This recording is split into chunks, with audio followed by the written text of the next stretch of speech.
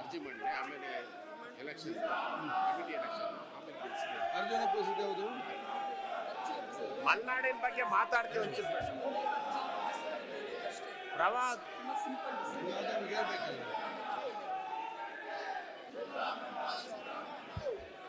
ಈಗ ನೋಡಿ, ನೀವು ಇಲ್ಲಿ ನಿಂತು ಈ ರೀತಿಯ ವರ್ತನೆ ಅದು ಕೂಡ ಸರಿಯಲ್ಲ. ನೀವು ಅಲ್ಲಿ ಕೂಡ ನಿಂತು ನೀವು ಅಲ್ಲಿ ಬೊಬ್ಬೆ ಹಾಕ್ಬೇಡಿ.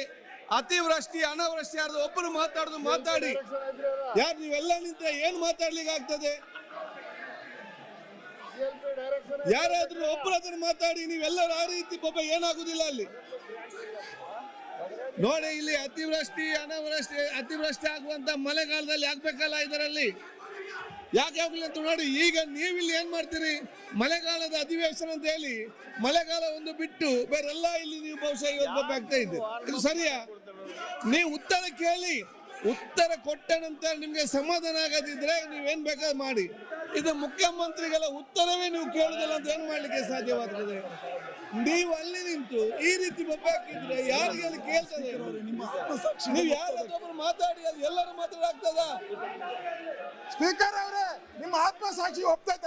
ಒಂದ್ ತಿಂಗಳಿಂದ ಯಾರು ಹೋಗಿಲ್ಲ, ಒಂದು ರಿವ್ಯೂ ಮಾಡಿಲ್ಲ, ನೀವು ಚರ್ಚೆ ಮಾಡಿಲ್ಲ. ಅದನ್ನ ಯಾಕೆ ನೀವು ಚರ್ಚೆ ಮಾಡುದಿಲ್ಲ?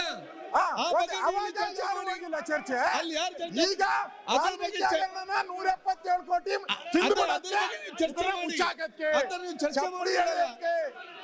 ಈಗ ದಲಿತರ ಸಾವಿಗೆ ನ್ಯಾಯ ಕೊಡಿ, ದಲಿತರ ಸಾವಿಗೆ ನ್ಯಾಯ ಕೊಡಿ.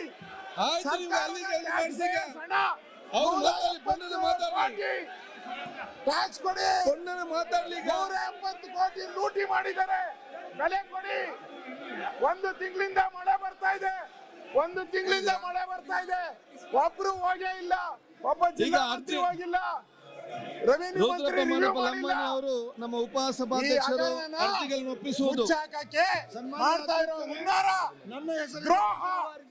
ದ್ರೋಹ ಮಾಡ್ತಾ ಇದ್ದೀರಾ ದಲಿತರಿಗೆ.